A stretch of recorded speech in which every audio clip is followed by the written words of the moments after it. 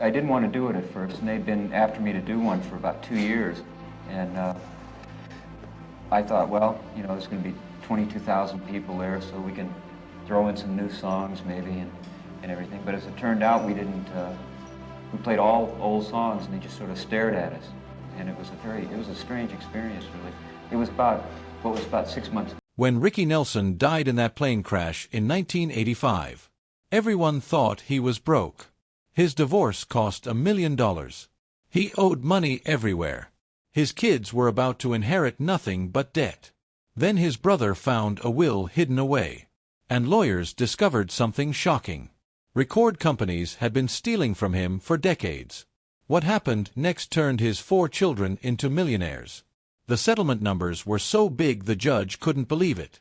But there was one son who got nothing. And the reason why will make your jaw drop. Ricky Nelson was born on May 8, 1940 in Teaneck, New Jersey. But he wasn't just any kid. His father, A.Z. Nelson, led a big band. His mother, Harriet Hilliard, was already a movie actress. From the very beginning, Ricky's life was public. By the time he was still in diapers, his family's radio show, The Adventures of A.Z. and Harriet, was already famous across America. Instead of growing up in quiet suburbia, Ricky grew up in recording studios and sound stages. Family dinners could turn into rehearsals. Vacations sometimes turned into scripts. It was like living inside a permanent spotlight where everything felt scripted, even the ordinary moments. When Ricky was just 8 years old in 1949, he joined the radio show alongside his brother David. While most boys his age were trading baseball cards or riding bikes, Ricky was memorizing lines and cashing paychecks. He became a star before he even hit double digits. Audiences loved his natural delivery, and by age 10, he was already a household name. But fame came at a price. There were no birthday parties with classmates, no sports teams, just lights, cameras, and responsibility. Ricky didn't really get to be a kid. His playground was a studio. His childhood, in many ways, was sacrificed for the family brand. In 1941, the family moved to Los Angeles and settled into a charming green and white Cape Cod colonial at 1822 Camino Palro. That house wasn't just a home. It became the face of American television. It appeared in countless episodes of the show, becoming one of the most iconic homes in pop culture. Fans even drove by just to get a glimpse. But inside those walls, it was a business. Scripts were written there. Rehearsals happened in the living room. A.Z. ran the operation like a tight ship. And the kids were part of the crew. Their real lives were inseparable from their on-screen characters. This blend of fiction and reality made the show wildly successful, but it blurred the lines for Ricky. What was real and what was for show? Ricky also struggled with asthma badly. It wasn't just a few coughing fits here and there. It kept him home from school, away from friends, and sometimes out of breath just walking across a room. While other kids were playing, Ricky was stuck indoors reading or listening to music. It made him quiet, thoughtful. He observed more than he spoke. This soft-spoken side of him would become part of his charm later on. On screen, he had a quiet intensity that set him apart. Behind it, though, was a lonely kid trying to breathe and feel normal. When the radio show began in 1944, A.Z. and Harriet hired actors to play their sons. But Ricky and David didn't like that. They wanted to play themselves, and they pushed for it. By 1949, they were starring in the show as themselves. This hadn't really been done before. It was a strange mix of real family life turned into entertainment. And it worked. Ratings climbed and people became obsessed with the Nelsons. Ricky wasn't just playing a part, he was living it every single day. His real life became public property and fans ate it up. It was America's first reality family. Decades before that became a genre. Then came 1957. Ricky was 17 when he performed Fats Domino's I'm Walking on the Family's TV show. It was electric. Girls across America swooned. The single sold over 1 million copies. Overnight, he became the face of teenage cool. But off-screen, Ricky's life was already spiraling into something far more adult. Parties, girls, fast cars. Fame opened every door, and Ricky walked through all of them. He was charming, but wild, polite in interviews, but rebellious behind the scenes. He started growing out his sideburns and slicking back his hair. Tiny rebellions that annoyed his parents, who still wanted to keep control. Later that year, his first single with Imperial Records, Bebop Baby, made history. It racked up 750,000 advanced orders before even hitting stores. When it did, it shot past 1 million copies and cracked the top 5 on both the pop and R&B charts. Ricky wasn't just a teen idol anymore. He was big business. His debut album, Ricky, topped the charts. Suddenly, being young and good-looking wasn't just cute. It was cash. Record labels saw dollar signs in every teenager with a guitar. And Ricky proved it worked. But Ricky was also getting involved in intense relationships, some that would have shocked his fans if they knew. One of them was with Marianne Gaba, who played his girlfriend on TV. Off-screen, things were steamy. Ricky later admitted they would neck for hours, which in the 1950s was a scandal waiting to happen. He even gave her a gold ring inscribed to Marianne Love Rick. She thought it meant they were serious. He didn't. Ricky was already moving on to other girls, including singer Lori Collins, with whom he started writing music. To the public, he was squeaky clean. But the real Ricky was a teenager in the fast lane, and few knew the truth. All of this made his parents very nervous. Azzie and Harriet weren't just parents. They were producers, managers, and gatekeepers. They hated how many girlfriends Ricky had. They thought love would ruin his focus. Azzie especially was strict. Even though Ricky was making $500 a week by his mid-teens, his father held on to the money. Ricky only got a small allowance. His dad didn't want him getting spoiled. That control extended to his personal life, too. Rumors of engagements were crushed. Serious relationships were discouraged. But Ricky, already used to fame and pressure, began to rebel. Secret girlfriends, late-night parties. He was still the face of America's favorite TV family, but behind the scenes, he was slipping further away from their control. Ricky Nelson was only 17 when his debut album hit #1. The album, simply titled Ricky, came out in October 1957. Within weeks, it took over the charts and stayed at the top of the Billboard LP chart for 2 weeks. That made him the youngest artist ever to do so at the time. But this wasn't just a case of a teenager singing catchy tunes. Ricky was already a star on television thanks to the adventures of Azzie and Harriet, one of the most watched shows in America. Every week, millions saw him not just act, but sing. While other stars like Elvis ruled the radio, Ricky was ruling the living room and the airwaves. Songs like Bop Baby and Have I Told You Lately That I Love You were already climbing the charts before the album was even out. His success wasn't a coincidence. It was a system.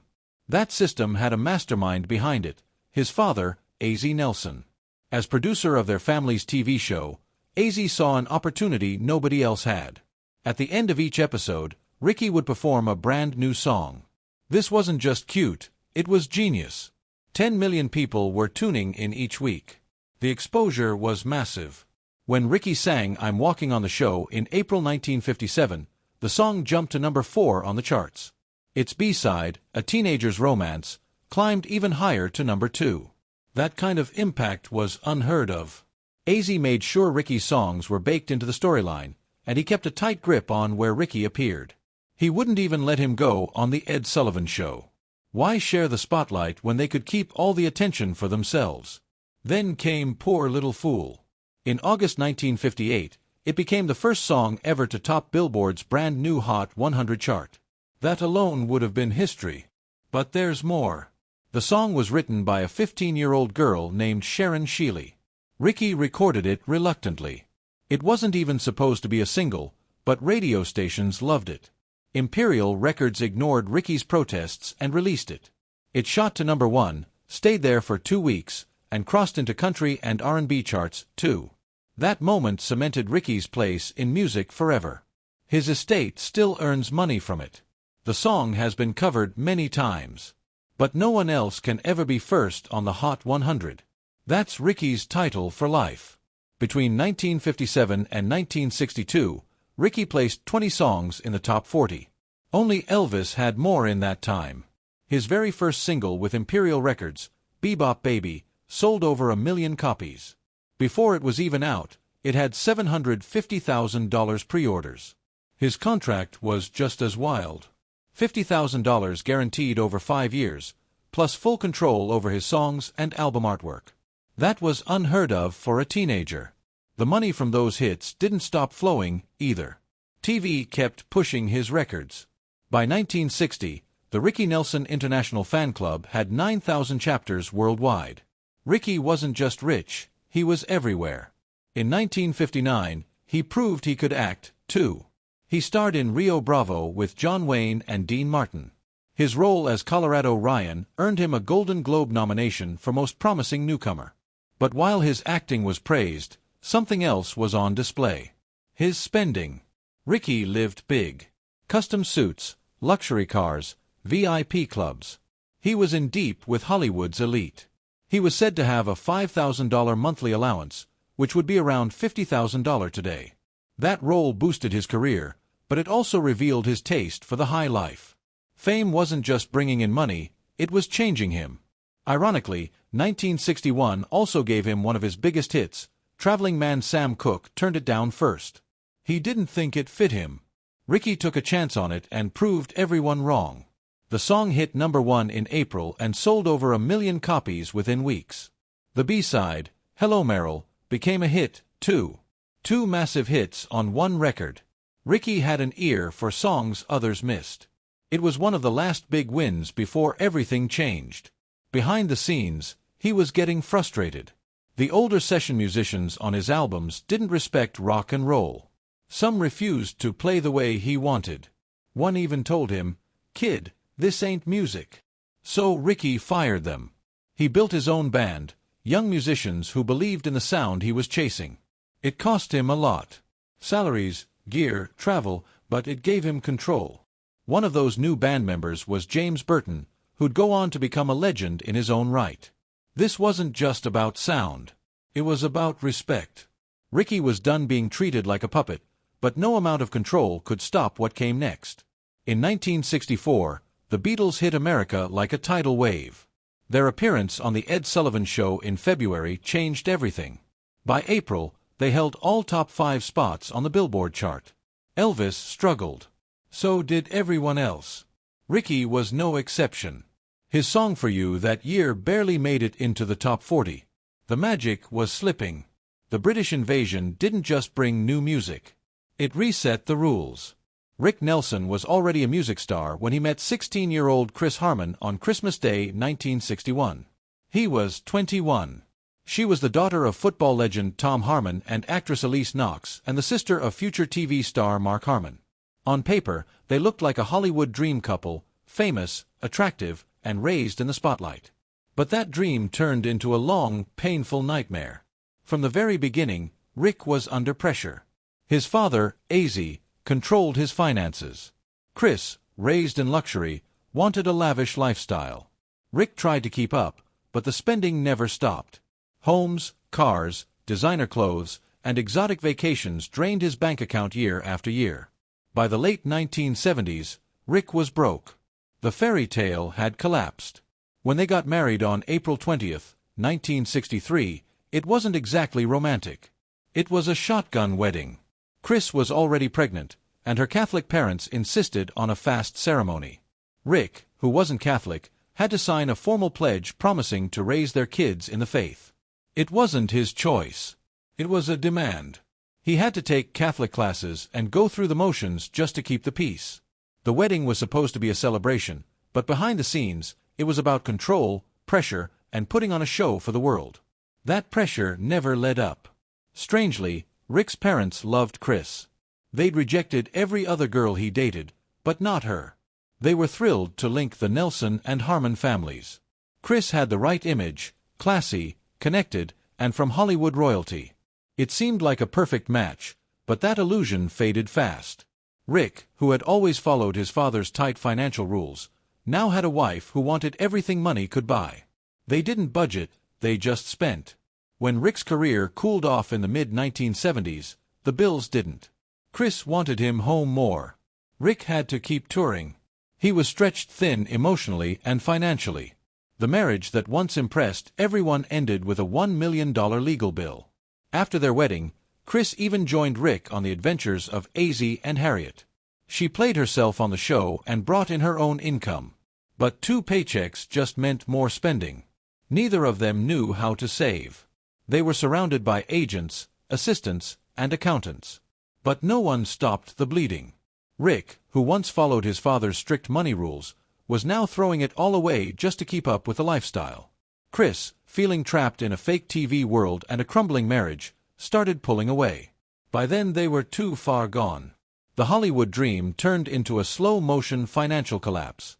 In 1965, Rick and Chris made a movie together called Love and Kisses. His father directed it. The story was about 2 teenagers who elope and struggled to live with the groom's parents. The plot was light-hearted, but the reality was dark. Their real-life problems were already bleeding into their work. Critics thought it was inspired casting, but no one realized how close the movie hit to home. Rick played a high schooler even though he was 25. Chris's performance got little praise. Behind the scenes, their marriage was falling apart. AZ used the film to play out private issues, putting personal drama on screen in a way that felt more painful than entertaining. It was awkward, uncomfortable, and prophetic. By 1969, Rick was desperate to escape the past. He formed the Stone Canyon Band to reinvent himself, blending country and rock before it was trendy. He recruited Randy Meisner, who would later join the Eagles. The band had potential, but the timing was rough. Rick went from headlining big venues to performing in tiny clubs for little money. Meisner quit saying he wasn't making any money and felt stuck. The albums Rick Sings Nelson and In Concert were ahead of their time but didn't sell. Rick was chasing artistic freedom while watching his fame and finances vanish. He was determined to prove himself as a serious musician, even if it cost him everything. And it nearly did. Then came the moment that shattered him. October 15, 1971, Madison Square Garden, a rock and roll spectacular. Rick showed up expecting love but got booed. He dropped the Y from Ricky trying to move forward with a new sound. He played honky-tonk women. The crowd wanted the old hits. Some said it wasn't about the music. They blamed police action in the crowd. But Rick believed the message was clear. They didn't want the new him.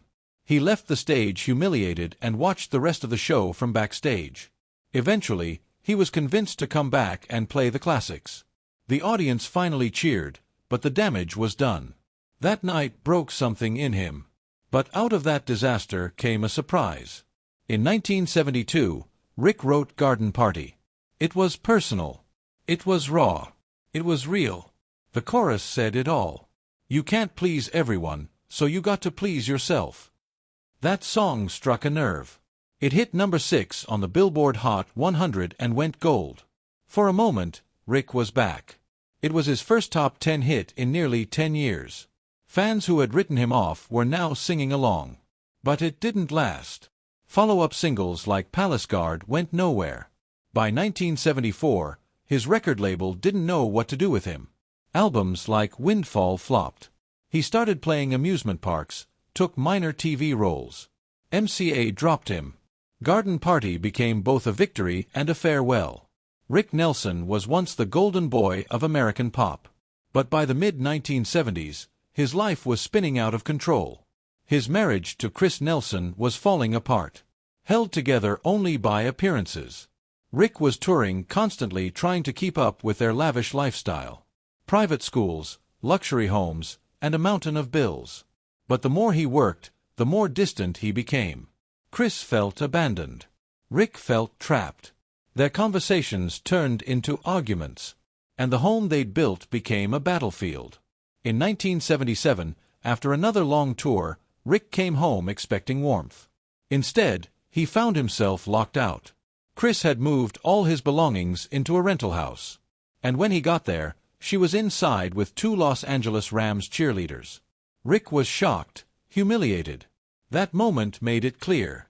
There was no going back. Chris claimed she did it for the children, blaming Rick's alleged drug use. Rick's team denied it all, but the damage was done. Their marriage was broken beyond repair.